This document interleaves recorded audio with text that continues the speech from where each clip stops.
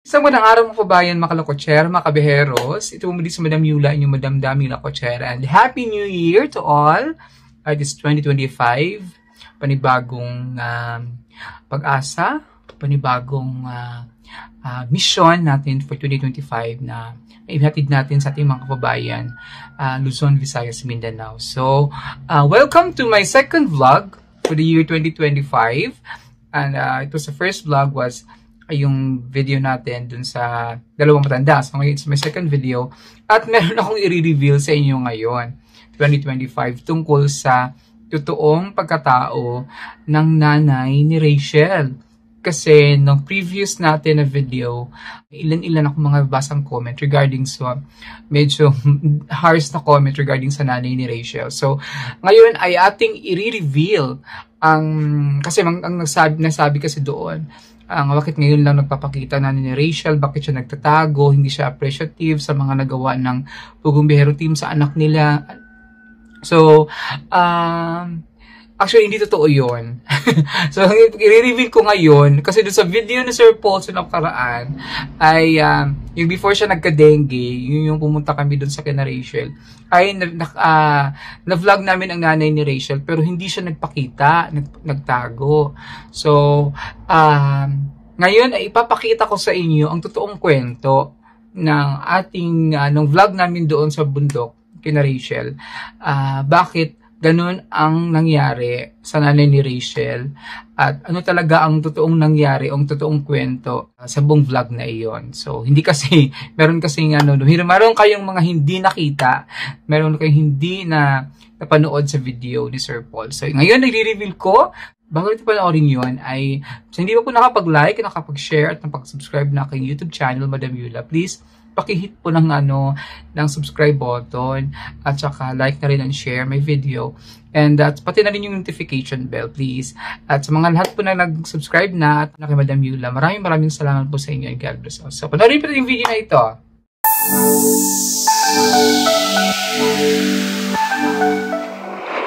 Na!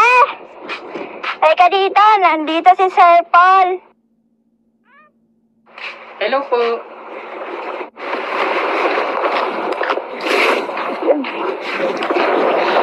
Shell! Ayaw yata ng mama niya. Nahihiya. Parang si Rachel din mahihiyain. Hintayin na lang natin ditong pumasok. Ano mga nagdikad to diri? Gainan ako ni mga di na ni mo kadtong diri. Ito man diri. Ganahan man kanila makita. Ganahan ka man nila. Maulang ko sil. Lala, imong kuan na wong. Mas ginoo ko nga nung gitanhi man na ni mo tangon sila diri. Uy! Stay tayo dito. Sinya, datun ka anak nila silang lugar ba? Dila na ay. Mga mo. Bahala ka sil.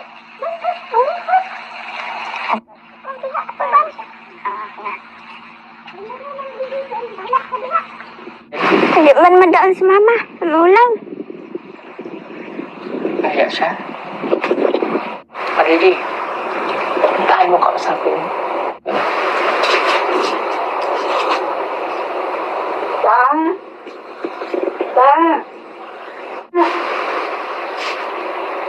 Halika, namin dire, nabisita ninyo. Ayos na. Ganun talaga pag sa bundo. Sigawan pag Sige, puntahan mo na lang doon, ha? Pasensyahan nyo na lamang po muna. At,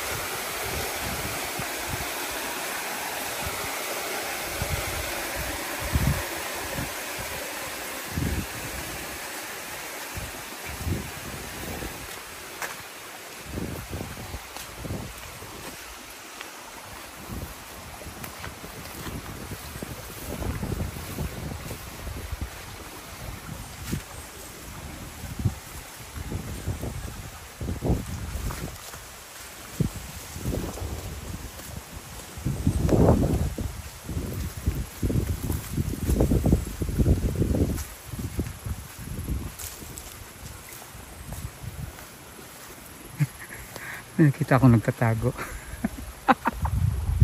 Akala niya siguro hindi ko siya nakita. Sabi ko, nakita ko siyang nagtago eh. Kasi nagugulat na naman yan eh. Ay!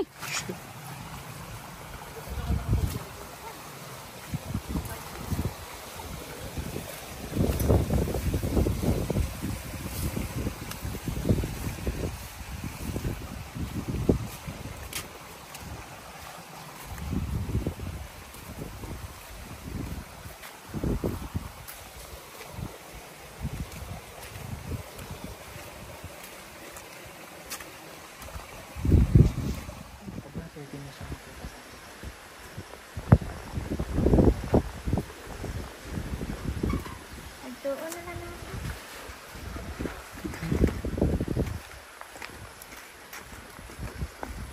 Ano pa ang anak mo? Tata! Si Tata!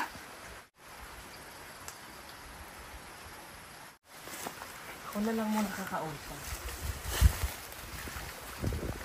Wait, wait.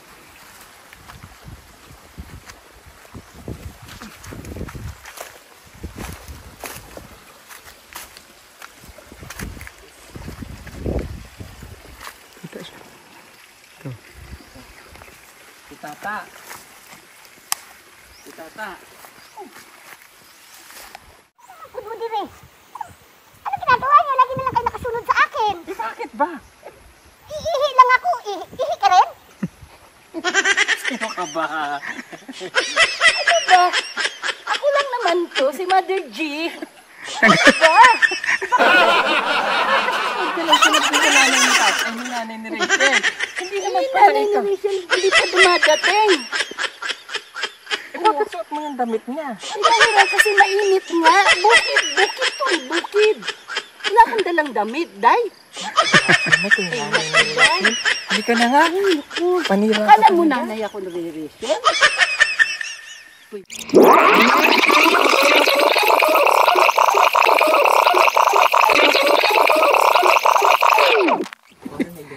Costume na si Mother. Costume ako. Kasi Ito ni Tata. siya magiging mother. Ay, sa ako, day. Wala na, dala mama na. Hindi lang yung mama ni mo.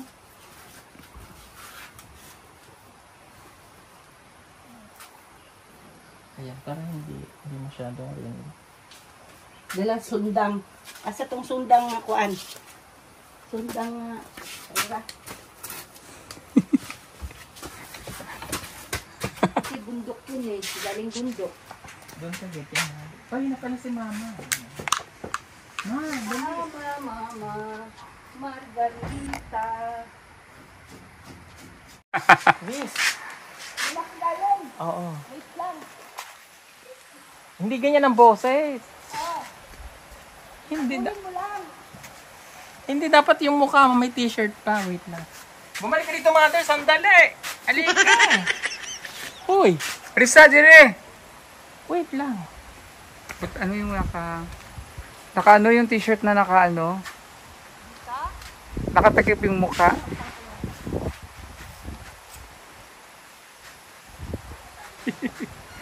Ayun, so kailangan talaga may ano. Pa hindi makilala si Mother.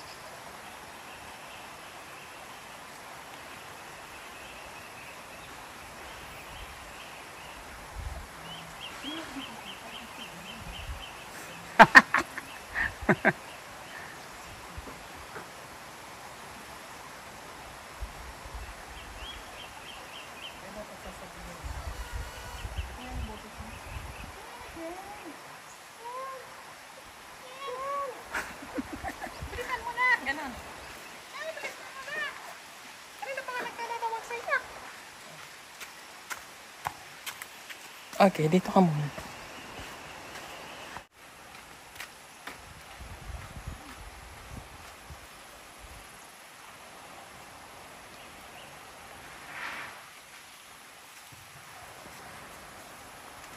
Bakari.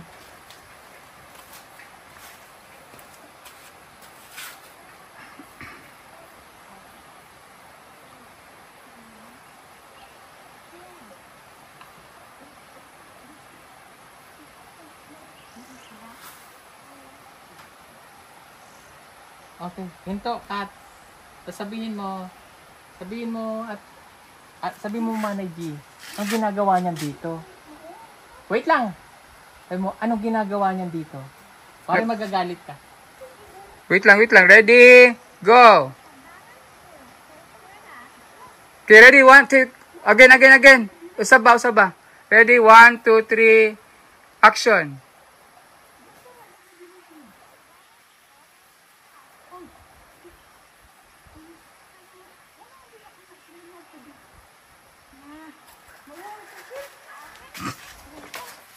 Ano? Ano daw yan, Day? Yung saya niya.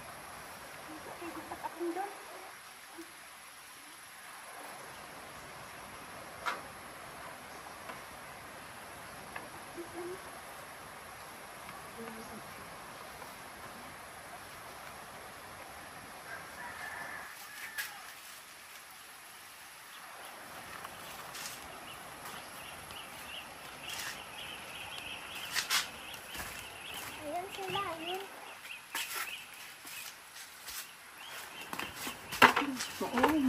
Oo, pasyul. Hello po. Ayan na. Hello po. May buntag. Kapoy na. Kapoy lakaw. Buting kayo. Kat, hindi, dapat galit ka. Ang galit siya. Balik. Teka, ako muna ano. Okay. Balik dito. Kumari. Doon kayo pumunta. Doon kayo, Rachel. Doon. Dali, Rachel. Sabi, bakit mo pinapunta yan dito? Eh, di ba kung ano nung pinagsasabi niyan? Doon. Bisaya lang ha. Doon sa sulok. Ah.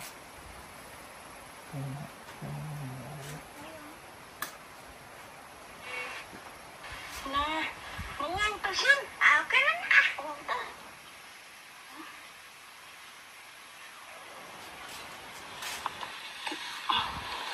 Sa tayo gugat akong dam. Ay lang po ko.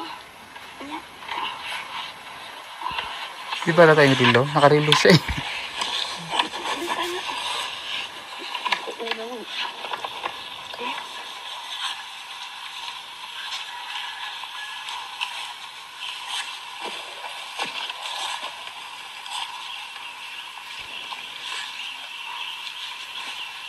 Ayan sila.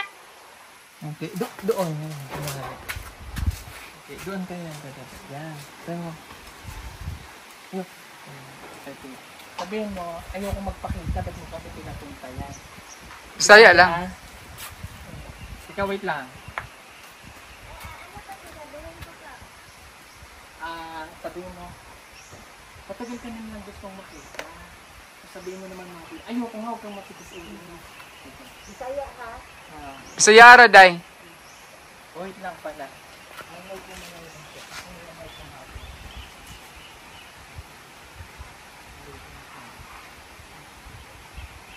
Tangtangan sa na yung rilo, mother. Klaro kayo mo rilo.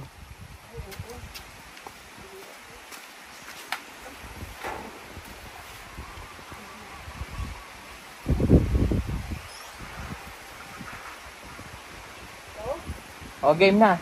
1, 2, 3, action.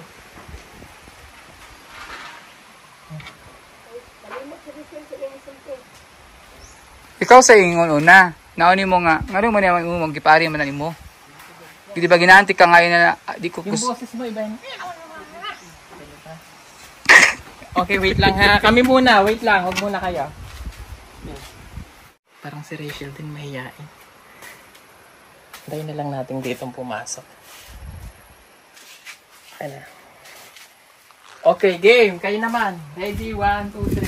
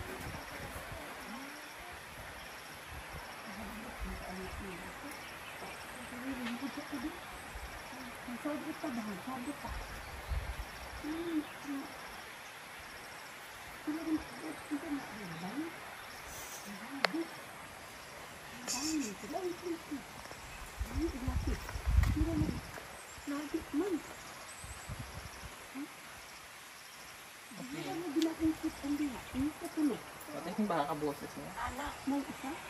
Nag-ano naman na sila dre, natabangan ko. Boses niya. Ano yun, baguhin mo na lang. I-distort mo na lang. Baka ng boses ko eh.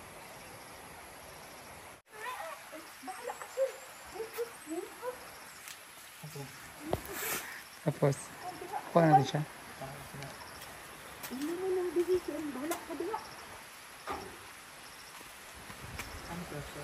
Di man madaan si mama. Nangulang.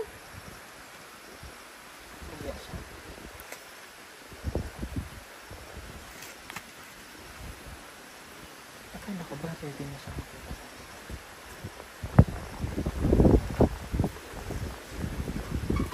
Nagtuon na lang natin.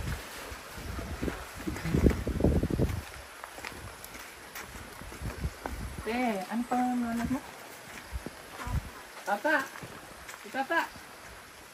Tapos sasabihin mo, ano ba sunod ka na sunod? Naihinga ako doon sa may likod ng puno. Ay, sa puno. Oo, Alam doon. mo dito eh. Doon. Kasi nanggas ako eh. Ayun.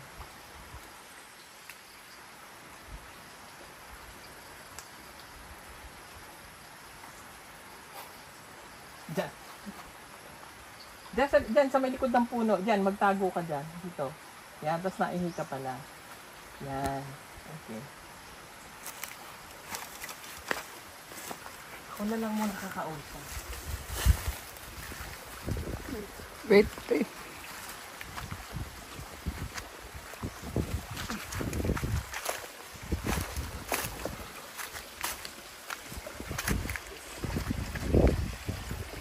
Kita siya. Ito. Si Tata. Si Tata. Kudo dire. No. Sa akin. Hihi lang ako. Hihi ka rin? Sino ka ba? Ano ba? Ako lang naman to, si Mother G. Ano ba? Kasi sunod ka ng sunod ka sa nanay ni Tat. Ay, ni nanay ni Rachel. Hindi naman pala ito. Dumadating. Bakit suot mo yung damit niya? Pinahiram kasi mainit nga. Bukid to, bukid. Wala kang dalang damit, day. Ano ito yung nanay ni Rachel? Hindi ka na nga. Panira Alam mo na ngayon ako ni Rachel. Gawin mo yung gawin mo yung sombrero mo. O, tignan mo naman, hindi naman... Mali kang nanay ni Rachel. Oo, maligit na babae. Saka fake. Gusto kang peking inang Rachel. Nanay niya lang. Naging peking Rachel ka na nga. Peking ina ka rin. Oo. Inampong ko si Rachel, ha? Di ba siya si peking Rachel? Nanghiram lang ako. Ngayon, pati nanay niya, gusto mo rin pikihin. Ito pa rin peking ina. Kasi sunod ka ng sunod. Tignan mo na yung salawal ko, oh. Ayan, tumagas na tuloy. Ano? Ayan, nakihi tuloy ako.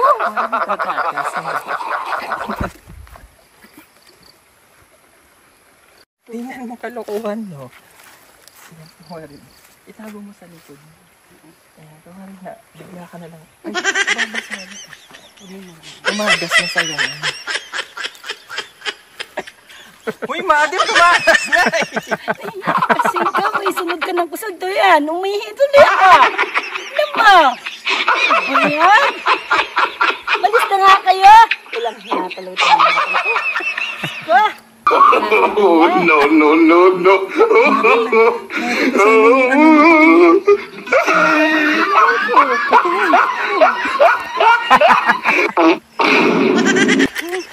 Ba yan? Ano nga, makabihis nga. Kayo naman.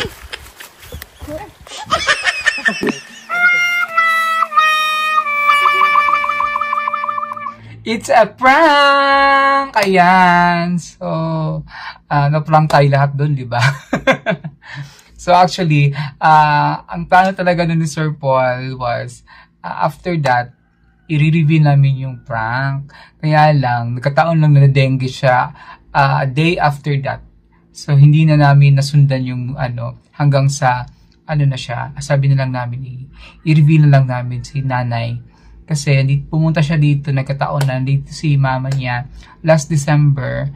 Ngayong bakasyon na Christmas vacation, kaya na-interview ko sila ng dalawa ng kanyang anak. So, totoo, sobrang mabait po ang nanay ni Rachel, masipag, mabait, at kahit gaano kabigat ang pinapasan niya sa pamilya niya. Kasi meron nga silang mga problema sa kanilang haligi ng tahanan. Pero kinakaya ni Nanay Annilyn. So, salute tayo kay Nanay Annilyn kasi tinataguyod niya ang kanyang mga anak.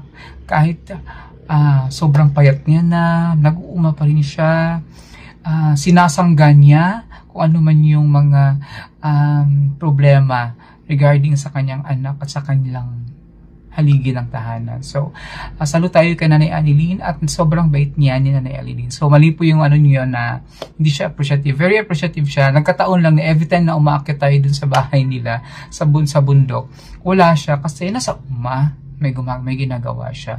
So, ginawa lang namin ng kwento na nandun si Nanay Annilyn, as si Mother Gina.